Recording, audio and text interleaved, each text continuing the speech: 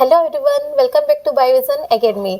मैं हूं आपकी बायो एजुकेटर योगेश्वरी राजपूत। आज हम डिस्कस करने वाले हैं बहुत ज़्यादा इंपॉर्टेंट टॉपिक के बारे में, जिसका नाम है एंजाइम।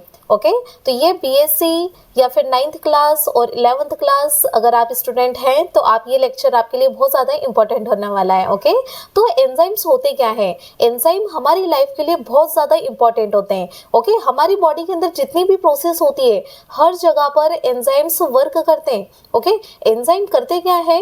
तो ये किसी भी प्रोसेस को फास्ट कर देते हैं, लेकिन ये किसी भी चीज़ों में इन्वॉल्व नहीं होते हैं। ओके, तो हम इसके अंदर यहाँ पर इसकी डेफिनेशन देख लेते हैं कि एंजाइम होते क्या हैं। तो यहाँ पर आप देखेंगे enzymes are biological catalyst that speed up biochemical reaction in living cells without being consumed and mostly protein in nature. Okay, अगर आप इसके अंदर देखेंगे कि ये एंजाइम्स जो होते हैं इनका नेचर होता कैसा है, तो जितने भी एंजाइम्स होते हैं इनका नेचर होता है प्रोटीन। ओके, प्रोटीनस इनका नेचर होता है। अगर आप देखेंगे कि all enzymes are protein but all proteins are not enzymes. जितने भी एंजाइम्स होते हैं वो सभी प्रोटीन तो होते हैं, लेकिन सभी प्रोटीन्स एंजाइम नहीं होते हैं। ओके, अगर हम देखेंगे कि हमारी बॉडी के अंदर अगर डाइजेस्टिव सिस्टम की आप बात करें या फिर हमारे जो हार्मोन्स वर्क करते हैं, हर चीज़ों में एंजाइम का बहुत ज़्यादा इन्वॉल्वमेंट होता है। ओके, डाइजेशन में भी हम देखेंगे कि हमारी जो जितने भी फूड जो पार्टिकल्स होते हैं उनको डाइजेशन में बहुत ज़्यादा यूजफुल होते हैं हमारे एंजाइम्स। ओके, तो इसके अंदर हम यहाँ पर देखेंगे कि इसका नॉमेनक्लेचर कैसे होता है। ओके, इसका नामकरण कैसे करते हैं हम, तो ये यहाँ पर आप देखेंगे IUBMB। ओके, इसका फुल फॉर्म होता है international union of biochemistry and molecular biology. इसके अकॉर्डिंग यहाँ पर इसका एंजाइम्स का नॉमेनक्लेचर किया गया है। ओके, सबसे पहले आप अगर देखेंगे कि यहाँ पर इसका जो सबसे पहले डिस्कवरी की थी एक साइंटिस्ट का नाम है Louis Pasteur. Okay, Louis Pasteur ने उन्होंने देखा कि फर्मेंटेशन की जो प्रोसेस उन्होंने बताई थी कि जैसे अल्कोहल का जो फॉर्मेशन होता है वो भी फर्मेंटेशन से होता है, तो वहाँ पर कुछ माइक्रो ऑर्गेनिज्म यूज होते हैं। ओके, जैसे सैक्रोमाइसिस सेरेविसी। तो ये जो माइक्रो ऑर्गेनिज्म होता है ये करता क्या है, ये कुछ एंजाइम्स को प्रोड्यूस करता है, जिसके कारण यहाँ पर फर्मेंटेशन की प्रोसेस होती है और जिससे आपको अलग अलग प्रोडक्ट मिलते हैं। ओके, तो यहाँ पर ये सबसे पहले अगर आप टर्म की बात करें कि एंजाइम नाम किसने दिया था, एंजाइम टर्म किसने दी थी, तो एक साइंटिस्ट है जिनका नाम होता है कोहने। ओके, तो कोहने ने एंजाइम टर्म दिया था। ओके, और यहाँ पर आप देखेंगे कि यहाँ पर जो एंजाइम है इसका नॉमेनक्लेचर अगर आप देखेंगे किसके बेसिस पर, IUBMB के बेसिस पर। ओके, तो इसके अंदर हम देखेंगे कि इसका एक सिस्टमेटिक एक नॉमेनक्लेचर किया गया है, कॉमन पद्धति। ओके, कॉमन नॉमेनक्लेचर के अकॉर्डिंग इसका IUPAC नेम किया गया है। एक और आप इसके अंदर देखेंगे EC। Okay, enzyme commission. तो इसके अंदर आप देखेंगे कि एंजाइम कौन सी क्लास में है, कौन सी सब क्लास है, कौन सा ऑर्डर है और कौन सी रिएक्शन चल रही है, इसका भी आप पता लगा सकते हैं IC के अकॉर्डिंग। ओके, अब इसके अंदर हम देखेंगे कुछ एग्जांपल्स हम देख लेते हैं कि जैसे आप अगर देखेंगे कि जो एंजाइम होते हैं उसके लास्ट में हम सफिक्स में हम लगा देते हैं एज। ओके, प्रीफिक्स मतलब होता है कि किसी भी सबस्ट्रेट के नाम के आगे कोई भी सफिक्स लगाना, कोई भी वर्ड लगाना, और अगर किसी भी वर्ड के पीछे की साइड में हम लास्ट में कुछ अगर वर्ड ऐड करते हैं तो उसे हम कहते हैं सफिक्स। ओके, तो यहाँ पर हम देखेंगे कुछ सबस्टेंस होते हैं, उसके बेसिस पर हम वहाँ पर क्या करेंगे कि इसका नॉमेनक्लेचर करेंगे। तो जो सबस्ट्रेट होगा उसके लास्ट में नेम के एंड में हम सफिक्स में लगा देंगे एस, ASE। ओके, तो इसके अंदर हम देखते हैं कि हमारी बॉडी के अंदर एक होता है अमाइलेज। ओके, तो जो अमाइलेज होता है वो हमारी सलाइवा जो होता है, बकल कैविटी के अंदर सलाइवा का सिक्रेशन होता है, तो वहीं पर एक एंजाइम का सिक्रेशन होता है जिसका नाम होता है सलाइवरी अमाइलेज। ये जो सलाइवरी अमाइलेज होता है यहीं से हमारा जो फूड हम इंटेक करते हैं उसका डाइजेशन स्टार्ट हो जाता है। ओके, तो जो सलाइवरी अमाइलेज होता है ये डाइजेशन करता है स्टार्च का। ओके, तो यहाँ पर हम देखेंगे कि जो स्टार्च को स्टार्च इसका सबस्ट्रेट है, इसको डाइजेस्ट ये कर देता है, तो इस एंजाइम का नाम होता है अमाइलेज। ओके, लास्ट में देखिए आप यहाँ पर सफिक्स हमने लगाया है एज। नेक्स्ट हम देखेंगे प्रोटीन। अगर आपको प्रोटीन का डाइजेशन अगर करना है तो यहाँ पर सबस्ट्रेट के फॉर्म में यहाँ पर प्रोटीन है, प्रोटीन अगर ये डाइजेस्ट हो जाता है तो इसके लिए एक एंजाइम यूज होता है जिसका नाम होता है प्रोटीएज। ओके, सबस्ट्रेट के लास्ट में आपने सफिक्स इसमें लगाया है एज। Okay, protease. नेक्स्ट अगर आप देखेंगे लिपिड, लिपिड अगर यहाँ पर सबस्ट्रेट है तो लिपिड को डाइजेस्ट करने का एक एंजाइम होता है जिसका नाम हो जाएगा लाइपेज। ओके, नेक्स्ट हम देखेंगे हमारी बॉडी के अंदर जो यूरिया का फॉर्मेशन होता है। ओके, डाइजेशन मैंने एक चैप्टर आपको पढ़ाया था, तो इसके अंदर मैंने आपको बताया था कि यूरिया, तो यूरिया जो रहता है वो हमारे लिए बहुत ज़्यादा हार्मफुल रहता है, तो इसको भी डाइजेस्ट करना है, इसका ब्रेक डाउन करना है, तो इसके लिए एक एंजाइम यूज होगा जिसका नाम होता है यूरिएज। ओके, तो यहाँ पर हमने देख लिया कुछ enzymes, amylase, protease, lipase and urease. Okay, next हम इसका क्लासिफिकेशन की बात करते हैं कि हम इसको कैसे क्लासिफाई कर सकते हैं, कौन कौन से अलग अलग बेसिस पर हम इनको क्लासिफाई करेंगे और उनके एग्जांपल्स देखेंगे। ओके, तो हम यहाँ पर देखते हैं according to IUBMP।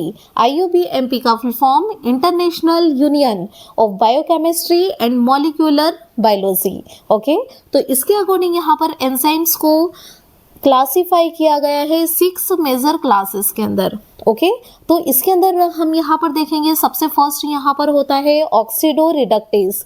Oxido reductase जो यहाँ पर होता है ये क्या करता है, इसके अंदर ऑक्सीडेशन की भी प्रोसेस होती है और साथ में रिडक्शन की प्रोसेस होती है। ओके, तो इसके लिए कुछ एग्जाम्पल्स होते हैं जैसे कैटेलेज, डिहाइड्रोजिनेज और ऑक्सीडेज। ओके, ये सारे एंजाइम्स क्या करवाते हैं, ऑक्सीडो रिडक्टेज की प्रोसेस करवाते हैं। ओके, जैसे ऑक्सीडेशन भी करवाएंगे और साथ में रिडक्शन भी करवाते हैं, हिंदी में जिसे हम कहते हैं ऑक्सीकरण और अपचयन।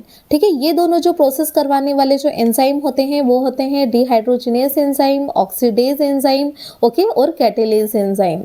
नेक्स्ट हम इसके अंदर देखेंगे ट्रांसफरेज एंजाइम। ओके, नाम से आपको कुछ समझ में आ रहा है, ट्रांसफरेज। ओके, मतलब ये कुछ ना कुछ ट्रांसफर करते हैं, तो ये क्या ट्रांसफर करते हैं, transfer of functional group. Okay, जैसे आप देखेंगे CH3 एंड NH2।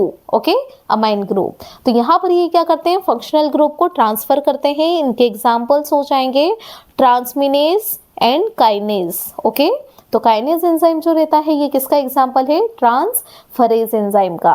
नेक्स्ट आप इसके अंदर देखेंगे हाइड्रोलेज एंजाइम। ओके, तो यहाँ पर हाइड्रो का मतलब होता है वाटर, H2O। ओके, तो यहाँ पर जो हाइड्रोलेज, इसके अंदर कुछ ऐसे एंजाइम्स होते हैं जो क्या करते हैं कि किसी भी सबस्ट्रेट का ब्रेक डाउन करते हैं in the presence of water. Okay, water की प्रेजेंस में ये किसी भी सबस्ट्रेट का, किसी भी ऑब्जेक्ट का यहाँ पर क्या कर देते हैं, उसका ब्रेक डाउन कर देते हैं। ओके, तो यहाँ पर आप देखेंगे break bond using water. Okay, तो इसे आप कहते हैं हाइड्रोलाइसिस। ओके, इसके लिए कुछ एग्जांपल्स होते हैं जैसे amylase, protease and lipase. Okay, next हम इसके अंदर देखेंगे कि यहाँ पर होता है लाइएज। लाइएज एंजाइम जो रहता है ये बहुत ज़्यादा पावरफुल होता है। इसके अंदर ये क्या करता है कि डबल बॉन्ड जहाँ पर होता है उसको भी ये ब्रेक कर देता है without using ATP। Okay, without using energy.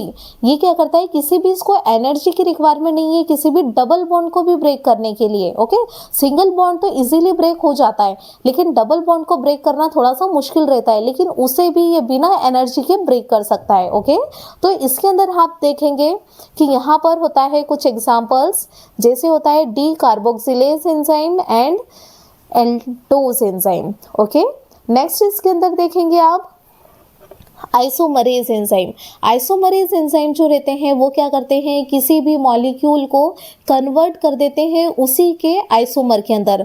जैसे अगर आप बात करें कि ग्लूकोज का आइसोमर होता है फ्रक्टोज। ओके, क्रेब्स साइकिल के अंदर आपने पढ़ा होगा कि वहाँ पर क्या होता है, जो ग्लूकोज होता है, ग्लूकोज अपने आइसोमर में कन्वर्ट होता है फ्रक्टोज में, और फिर ये वापस से जो ग्लूकोज होता है ये क्या करता है, ग्लूकोज 6 फॉस्फेट अगर वहां पर है तो ये अपने आइसोमर में कन्वर्ट हो जाता है ग्लूकोज से फ्रक्टोज। ओके, फ्रक्टोज 6 फॉस्फेट में, मतलब ये अपने आइसोमर में कन्वर्ट हो जाता है। ओके, तो नेक्स्ट हम इसके अंदर देखेंगे यहाँ पर इसका example glucose 6 phosphate isomers. Okay, next हम यहाँ पर देखेंगे लाइगेज।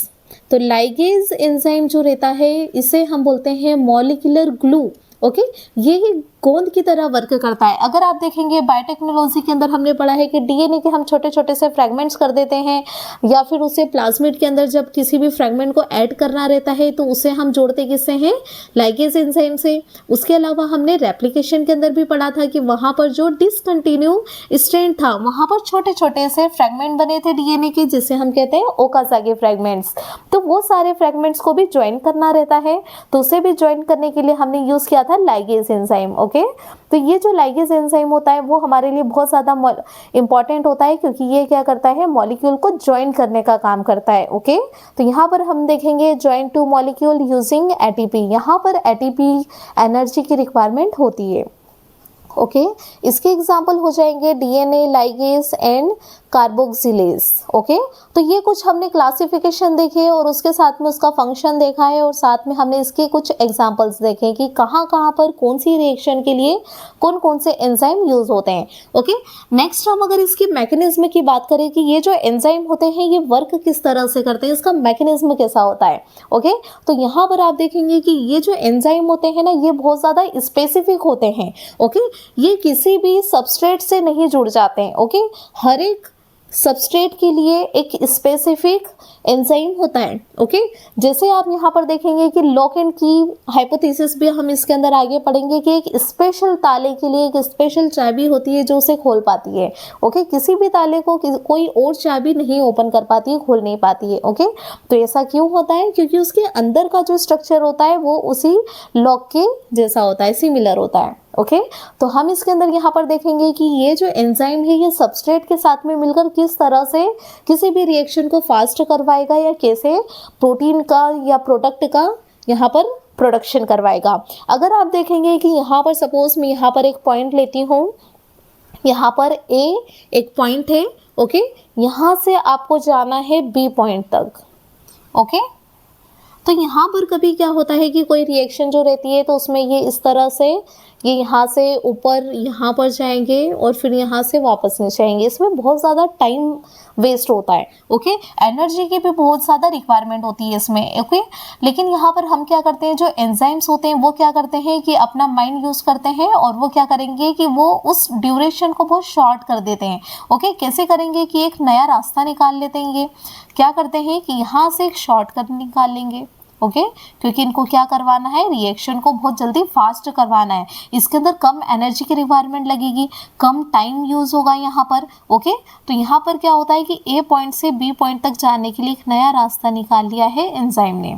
ओके, तो ये क्या करते हैं, किसी भी रिएक्शन को बहुत फास्ट करवा देते हैं। ओके, तो यहाँ पर आप देखेंगे कि ये जो एंजाइम है, एंजाइम जब सबस्ट्रेट के साथ में जुड़ जाता है, ओके, तो यहाँ पर एंजाइम और सबस्ट्रेट दोनों आपस में मिलकर एक कॉम्प्लेक्स बना लेते हैं, जिसे आप कहते हैं एंजाइम सबस्ट्रेट कॉम्प्लेक्स। ओके, और फिर ये जो एंजाइम होता है ये एज इट इज रहेगा और सबस्ट्रेट को कन्वर्ट कर देगा प्रोडक्ट के अंदर, और फिर यहाँ से जो एंजाइम होता है वो सेपरेट हो जाएगा और प्रोडक्ट अलग हो जाता है। ओके, तो यहाँ पर जो एंजाइम होता है, एंजाइम का कोई भी पार्ट उसके अंदर प्रोडक्ट के अंदर वहाँ पर कंज्यूम नहीं होता है। ओके, जितना आपने एंजाइम वहाँ पर रिएक्टेंट में लिया था उतना ही प्रोडक्ट बनने के बाद भी उतनी ही क्वांटिटी रहती है एंजाइम की। ओके, इसका कोई भी पार्ट कंज्यूम नहीं होता है। ओके, तो यहाँ पर आप देखेंगे कि एंजाइम और सबस्ट्रेट दोनों साथ में यहाँ पर कंबाइन करके यहाँ पर एक कॉम्प्लेक्स बना लेते हैं, जिसे आप कहते हैं enzyme substrate complex. Okay, next आप देखेंगे कि यहाँ पर जब ये सबस्ट्रेट होता है वो कन्वर्ट हो जाता है प्रोडक्ट के अंदर। Okay, substrate convert into product. Okay, तो वैसे ही क्या होता है कि जो प्रोडक्ट होता है वो सेपरेट हो जाएगा और एंजाइम सेपरेट हो जाता है। ओके, तो इस टाइप से यहाँ पर आप देखेंगे enzyme react with substance substrate, okay, to form enzyme substrate complex, substrate complex, okay, और this substrate convert into product, okay. तो एंजाइम और प्लस प्रोडक्ट ये दोनों यहाँ पर फॉर्म हो जाएंगे, ओके। नेक्स्ट आप इसके अंदर देखेंगे कि यहाँ पर क्या होगा, इसके अंदर हम देखेंगे कि इसके अलग अलग मॉडल्स यहाँ पर दिए गए हैं, अलग अलग हाइपोथेसिस यहाँ पर दी गई है कि ये जो एंजाइम रहता है ये किस तरह से वर्क करता है। तो अभी थोड़ी देर पहले मैंने आपको बताया था कि जिस तरह से एक इसके अंदर एक यहाँ पर हाइपोथेसिस दी थी जिसका नाम होता है लॉक एंड की हाइपोथेसिस, ओके। मतलब जिस तरह से एक लॉक स्पेशल होता है और उसके लिए एक स्पेसिफिक की उसे ओपन कर पाती है, उसी तरह से एक एंजाइम स्पेसिफिक स्टेप को ही वहाँ पर ज्वाइन कर पाता है और वो प्रोडक्ट में कन्वर्ट कर पाता है, ओके। तो इसके अंदर यहाँ पर आप अगर देखेंगे कि ये जो एंजाइम है, ओके, इस तरह से हम यहाँ पर बना लेते हैं। तो जहाँ से ये सबस्ट्रेट आकर जुड़ता है उस साइट को, यहाँ पर इस साइट में यहाँ पर ये जो ब्लैंक आपको जगह दिख रही है यहाँ पर सबस्ट्रेट आकर जुड़ेगा तो इस साइट को आप कहते हैं एक्टिव साइट, ओके। तो ये होता है एक्टिव साइट। यहीं पर ही सबस्ट्रेट आकर जुड़ेगा तो सबस्ट्रेट का कुछ स्ट्रक्चर ऐसा रहेगा, ओके। तो ये यहाँ से आप देखेंगे कि ये आगे जाकर इसके अंदर यहाँ पर ज्वाइंट हो जाता है ये, ओके। ये एंजाइम है, ओके, और ये सबस्ट्रेट यहाँ पर आकर जुड़ गया,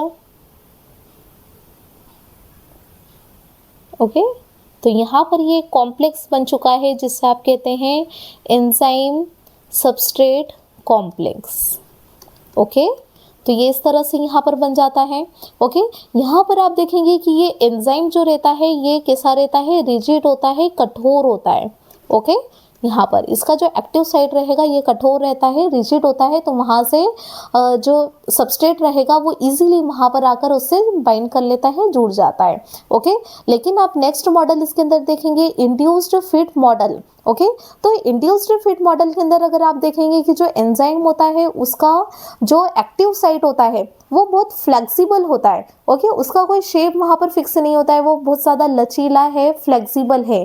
तो उसके कारण वहाँ पर क्या होता है कि वहाँ पर जो सबस्ट्रेट रहेगा वो वहाँ पर आएगा पास में, और जैसे ही वो सबस्ट्रेट आकर जुड़ता है तो एंजाइम ऑटोमेटिकली अपना एक्टिव साइट सबस्ट्रेट के अकॉर्डिंग चेंज कर लेता है, ओके। और वो बना लेगा एंजाइम सबस्ट्रेट कॉम्प्लेक्स, ओके। तो यहाँ पर आपने देखा इंड्यूस्ड फिट मॉडल के अंदर जो एक्टिव साइट होता है वो बहुत ज़्यादा फ्लेक्सिबल होता है। सपोज यहाँ पर आप देखेंगे कि ये कुछ यहाँ से इस तरह से ये एंजाइम यहाँ पर मैंने बनाया है, ओके, और ये सबस्ट्रेट जो है वो ये यहाँ पर है, ओके।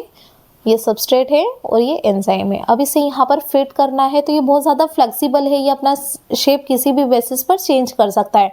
तो जैसे ये इसके पास में आता है तो वैसे ये क्या करेगा कि अपना ये शेप चेंज कर लेगा सबस्ट्रेट के बेसिस पर, और सबस्ट्रेट इजीली यहाँ पर आकर बाइंड कर लेता है और बना लेगा enzyme substrate complex, okay. Next अगर आप देखेंगे factor affecting of enzyme action, मतलब कौन कौन से फैक्टर हैं जो एंजाइम की एक्टिविटी को अफेक्ट कर सकते हैं, ओके। तो यहाँ पर हम देखेंगे सबसे पहले टेम्परेचर। अगर आप टेम्परेचर की बात करेंगे तो यहाँ पर जो होता है टेम्परेचर बहुत ज़्यादा एक इम्पॉर्टेंट फैक्टर होता है जो यहाँ पर एंजाइम की एक्टिविटी को, एंजाइम के एक्शन को अफेक्ट कर सकता है, ओके। तो आप देखेंगे कि अगर एंजाइम को अगर आपने 20 डिग्री सेल्सियस से कम टेम्परेचर पर अगर आप एंजाइम को ले जाते हैं तो वो वर्क नहीं कर पाता है, ओके। लेकिन अगर आप 40 डिग्री सेल्सियस पर अगर एंजाइम को ले जाते हैं तो इसका जो नेचर होता है ना वो डीनेचर हो जाता है, ओके। उसका स्ट्रक्चर ही चेंज हो जाता है तो वो वर्क नहीं कर पाएगा, मतलब कि वो लो टेम्परेचर या फिर हाई टेम्परेचर पर वर्क नहीं कर पाएगा। उसके लिए एक ऑप्टिमम फिक्स टेम्परेचर होता है, ओके। ये लगभग आप देखेंगे कि 20 से 40 डिग्री सेल्सियस के बीच में बहुत अच्छे से वर्क करता है। अगर हम ह्यूमन की बॉडी की बात करें, हम मनुष्य की अगर बात करें हम, तो हमारी बॉडी के अंदर जो एंजाइम एक ऑप्टिमम टेम्परेचर पर वर्क करता है, जो टेम्परेचर होता है 37 डिग्री सेल्सियस, ओके। तो वो उसी टेम्परेचर पर अच्छे से वर्क कर पाएगा। नेक्स्ट आप इसके अंदर देखेंगे टेम्परेचर मैंने अभी आपको बताया है। नेक्स्ट अगर आप देखेंगे सबस्ट्रेट कंसंट्रेशन, ओके तो यहाँ पर अगर सबस्ट्रेट का कंसंट्रेशन अगर हाई होगा तो उस कंडीशन में भी क्या होगा कि सबस्ट्रेट अगर ज़्यादा है वही तो कन्वर्ट होता है प्रोडक्ट के अंदर। अगर सबस्ट्रेट ज़्यादा रहेगा तो उतना ज़्यादा प्रोडक्ट भी फॉर्म होगा, मतलब सबस्ट्रेट का कंसंट्रेशन हाई है तो प्रोडक्ट भी ज़्यादा बढ़ेगा। ओके नेक्स्ट अगर आप देखेंगे एंजाइम का कंसंट्रेशन, तो एंजाइम भी क्या कर रहा है, प्रोसेस को फास्ट करवा रहा है। अगर एंजाइम का कंसंट्रेशन हाई है, एंजाइम अगर ज़्यादा है तो उस कंडीशन में प्रोडक्ट भी बहुत ज़्यादा बनता है। ओके नेक्स्ट आप बात करेंगे पीएच की। तो ये क्या होता है कि जो एंजाइम्स होते हैं वो एक ऑप्टिमम, उसके लिए एक अलग अलग फिक्स वहाँ पर क्या होता है पीएच होता है जिस पर वो वर्क कर पाता है। ओके अगर आप बात करेंगे कि हमारे माउथ के अंदर जो सलाइवा का सिक्रेशन होता है, सलाइवा के अंदर मैंने आपको बताया था कि सलाइवरी अमाइलेज एंजाइम वहाँ पर होता है। जो अमाइलेज जो होता है वो स्टार्च को डाइजेस्ट करता है, स्टार्च का ब्रेकडाउन करता है। तो ये जो होता है अमाइलेज वो उसका एक फिक्स पीएच होता है, उसका पीएच होता है स्लाइटली एसिडिक। ओके तो ये बहुत कम पीएच पर ही वर्क कर पाता है। अगर वो जो सलाइवरी अमाइलेज है अगर वो हमारे स्टमक के अंदर चला गया तो स्टमक के अंदर जाने के बाद में वो वर्क नहीं कर पाएगा। ओके क्यों, क्योंकि ये जो स्टमक के अंदर जो एसिडिक नेचर होता है वो बहुत ज़्यादा हाई होता है। ओके हाईली एसिडिक नेचर होता है हमारे स्टमक के अंदर। तो अमाइलेज का जो नेचर होता है वो स्लाइटली एसिडिक पर वो वर्क कर पाता है, तो वो स्टमक के अंदर वर्क नहीं कर पाएगा। लेकिन स्टमक के अंदर एक एंजाइम होता है जिसका नाम होता है पेप्सिन। ओके तो पेप्सिन जो रहता है वो वहाँ पर हमारी बॉडी के अंदर वहाँ पर उसको डाइजेशन कर पाएगा। ओके तो ये क्या करता है, वहाँ पर पेप्सिन जो है वो स्टमक में वर्क कर पाएगा। तो पेप्सिन जो रहता है वो कौन से पीएच पर वर्क कर पाता है, हाईली एसिडिक नेचर पे। ओके तो जितने भी एंजाइम्स होते हैं सबका एक अलग अलग फिक्स वहाँ पर पीएच होता है जिस पर वो एक्टिव होते हैं। ओके नेक्स्ट हम इसके अंदर बात करेंगे इनिबिटर। इनिबिटर का मतलब होता है कि जो प्रोसेस को रोक देते हैं, इनहिबिट कर देते हैं। ओके तो ये कुछ ऐसे सब्सटेंस होते हैं जो क्या करते हैं, प्रोसेस को बंद करवा देंगे। ओके तो अगर ये इनिबिटर वहाँ पर होंगे तो ये एंजाइम की एक्टिविटी को स्लो कर देंगे या फिर स्टॉप कर देते हैं। ओके नेक्स्ट हम इसके अंदर देखेंगे regulation of enzyme action. Okay तो यहाँ पर हम बात करते हैं किसकी, एंजाइम इनहिबिशन की। ओके तो एंजाइम इनहिबिशन मतलब एंजाइम की एक्टिविटी को यहाँ पर कोई इनहिबिटर रहेगा वो वहाँ पर अफेक्ट करेगा। तो यहाँ पर हम देखेंगे ये कंपटीशन चलेगा। ओके कंपटीशन चलेगा किस किस के बीच में, एंजाइम, तो एंजाइम से कौन जुड़ पाता है, ओके सबस्ट्रेट या फिर कोई इनहिबिटर। तो इस कंडीशन में यहाँ पर जब अगर हम बात करते हैं कॉम्पिटिटिव इनहिबिशन की, तो यहाँ पर जो सबस्ट्रेट होता है उसी के शेप का होता है इनिबिटर। अगर इनिबिटर एंजाइम से जाकर बाइंड कर गया तो फिर वो प्रोडक्ट में कन्वर्ट नहीं हो पाएगा क्योंकि वहाँ पर सबस्ट्रेट जाकर जुड़ नहीं पाता है। ओके तो यहाँ पर ये क्या करवा देगा, प्रोसेस को स्टॉप करवा देगा। हम यहाँ पर देखते हैं कि सपोज ही यहाँ पर क्या है, एक एंजाइम है। ओके यहाँ पर एक कॉम्पिटिशन चलेगा। ओके तो यहाँ पर एक एंजाइम है और उसके सामने खड़े हैं सबस्ट्रेट और इनिबिटर। ओके यहाँ पर ये कुछ ऐसा है सबस्ट्रेट। ओके ये सबस्ट्रेट है।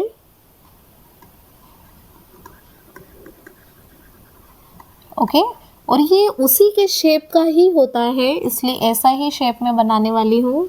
ये है इनिबिटर। ओके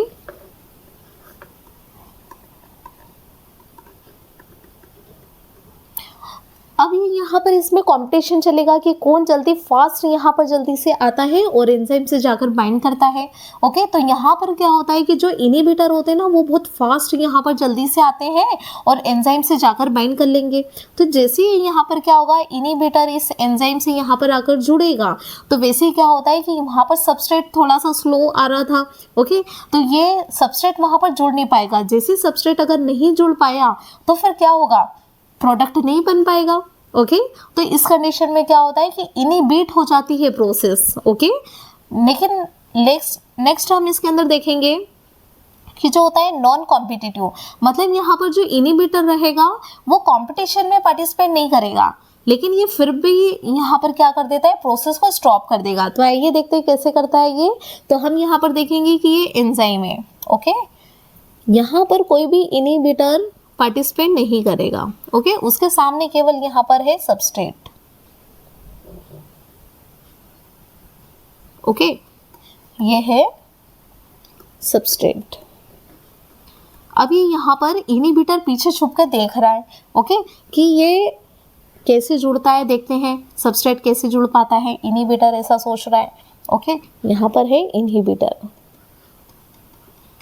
अब ये जैसे सबस्ट्रेट एंजाइम के पास में आने लगता है तो इनहिबिटर जल्दी से आकर एंजाइम के पीछे की साइड में एकदम से जल्दी से फोर्सफुली आकर जुड़ जाएगा, जिसके कारण एंजाइम का जो स्ट्रक्चर था वो चेंज हो जाता है। देखो कैसे होता है कि यहाँ पर ये जो एंजाइम है इसका कुछ शेप ऐसा है, ओके। अभी यहाँ पर ये सबस्ट्रेट जो इनहिबिटर है ये बहुत फास्ट आकर एकदम से जाकर टकराएगा, तो जिसके कारण क्या होगा कि जो एंजाइम है इसका स्ट्रक्चर कुछ ऐसा हो जाएगा, ओके, उसका स्ट्रक्चरल शेप उसका चेंज हो गया। तो अब ये यहाँ पर सबस्ट्रेट जुड़ ही नहीं सकता, ओके। तो इसमें क्या होता है कि जो इनहिबिटर होता है वो इस कंपटीशन में पार्टिसिपेट नहीं करता है, लेकिन फिर भी वो सबस्ट्रेट को नहीं जुड़ने देगा, ओके। अगर वो इनहिबिटर सोचता अगर मैं नहीं जुड़ पाया तो सबस्ट्रेट को भी नहीं जुड़ने दूंगा, ओके, प्रोडक्ट फॉर्म नहीं होने दूंगा। तो इस कंडीशन में क्या होता है, प्रोडक्ट नहीं बन पाता है, ओके। तो कॉम्पिटिटिव हो या फिर नॉन कॉम्पिटिटिव हो, दोनों केस में यहाँ पर इनहिबिटर वर्क कर रहा है, ओके, और ये सबस्ट्रेट को जुड़ने नहीं देता है, ओके। तो ये अब्सेंस ऑफ इनहिबिटर, अगर इनहिबिटर नहीं रहेगा तो उस कंडीशन में ही वहाँ पर क्या होता है, सबस्ट्रेट आकर जुड़ पाता है और ये प्रोसेस को फॉर्म कर पाता है, प्रोसेस को यहाँ पर करवा पाता है, ओके, और वहाँ पर प्रोडक्ट में कन्वर्ट कर पाता है, ओके। नेक्स्ट हम इसके अंदर देखेंगे कोएंजाइम। तो यहाँ पर कोएंजाइम्स क्या होते हैं, ओके। तो coenzymes are small organic non proteinous structure, okay. ये बहुत ज़्यादा स्मॉल होते हैं और ये ऑर्गेनिक होते हैं, ओके, कार्बनिक होते हैं ये। नेक्स्ट आप इसके अंदर देखेंगे कि ये क्या होते हैं, नॉन प्रोटीनस होते हैं, ये प्रोटीन से बने हुए नहीं होते हैं, ओके, ये बनते हैं विटामिन से, ओके, लेकिन ये एंजाइम की एक्टिविटी के लिए बहुत ज़्यादा इंपॉर्टेंट होते हैं, ओके। तो ये क्या करते हैं कि बहुत शॉर्ट टाइम के लिए टेम्परेरी ये बाइंड करते हैं एंजाइम से, ओके, और बहुत ही यहाँ पर आप देखेंगे लूजली बाइंड होते हैं, ओके, बहुत हल्के से यहाँ पर बाइंड करते हैं एंजाइम से और वो प्रोसेस को कंडक्ट करवा देते हैं, ओके। तो यहाँ पर हमने देखा यहाँ पर coenzymes are small organic non protein molecule that bind loosely with enzyme and are essential for enzyme activity, बहुत ज़्यादा essential होते हैं एंजाइम की एक्टिविटी के लिए। अगर आप इसके नेचर की बात करें तो ये कैसे होते हैं, नॉन प्रोटीनस स्ट्रक्चर होते हैं, ओके, और स्मॉल होते हैं, ऑर्गेनिक मॉलिक्यूल होते हैं, ओके, और हीट के लिए स्टेबल होते हैं, ओके, हीट को स्टेबल करके रखते हैं, स्थिर करके रखते हैं, ओके। नेक्स्ट आप इसके अंदर देखेंगे एपोएंजाइम, कोएंजाइम और होलोएंजाइम। तो ये क्या होते हैं, अगर आप बात करेंगे एपोएंजाइम की तो ये जो होते हैं प्रोटीन का एक पार्ट होता है, लेकिन ये कैसा होता है, इनएक्टिव होता है, ओके। और कोएंजाइम में अभी मैंने आपको बताया कि कैसे होते हैं, ये ऑर्गेनिक मॉलिक्यूल होते हैं, ओके, नॉन प्रोटीनस पार्ट होता है ये। लेकिन आप बात करेंगे होलोएंजाइम की, तो होलोएंजाइम कैसे बनता है, एपोएंजाइम और प्लस कोएंजाइम दोनों को आप यहाँ पर कनेक्ट करवा देंगे तो उसके कारण क्या बन जाता है, होलोएंजाइम बन जाता है, और ये कैसा होता है, एक्टिव होगा, ओके। नेक्स्ट आप इसके अंदर बात करेंगे जनरल प्रॉपर्टीज ऑफ एंजाइम। तो यहाँ पर क्या होगा, सबसे फर्स्ट होता है प्रोटीन नेचर, ओके। एंजाइम्स का जो नेचर होता है वो प्रोटीनस होता है, मैंने स्टार्टिंग में कहा था all enzymes are protein but all proteins are not enzyme, okay. Next आप देखेंगे इसके अंदर बायोलॉजिकल कैटलिस्ट। तो यहाँ पर आप देखेंगे कि ये जो एंजाइम होते हैं वो एक बायोलॉजिकल कैटलिस्ट की तरह वर्क करते हैं और ये किसी भी प्रोसेस को फास्ट करवा देते हैं, okay, increases reaction rate, okay. Next आप इसके अंदर देखेंगे हाईली स्पेसिफिक। हमने देखा था कि जितने भी एंजाइम्स होते हैं बहुत ज़्यादा स्पेसिफिक होते हैं और वो एक स्पेसिफिक सबस्ट्रेट से ही जाकर बाइंड करते हैं, ओके। नेक्स्ट आप देखेंगे इसके अंदर रिसीवेबल नेचर, ओके। तो इसके अंदर आप देखेंगे कि यहाँ पर जो एंजाइम्स होते हैं वो कंज्यूम नहीं होते हैं, ओके। किसी भी रिएक्शन के अंदर आप देखेंगे कि वो उसके अंदर केवल जुड़ते हैं, कुछ टाइम के लिए टेम्परेरी बाइंड करते हैं सबस्ट्रेट से और रिएक्शन रेट को फास्ट करवा देते हैं, इंक्रीज करवा देते हैं, लेकिन उसके अंदर उसका कोई भी पार्ट उसके अंदर इन्वॉल्व नहीं होता है, वो कंज्यूम नहीं होता है, ओके। तो यहाँ पर आपने देखा कि यहाँ पर not consumed during reaction and can be reduce, okay, reused, वापस से आप उसको रीयूज कर सकते हैं। ओके, नेक्स्ट आप इसके अंदर देखेंगे हाई एफिशिएंसी।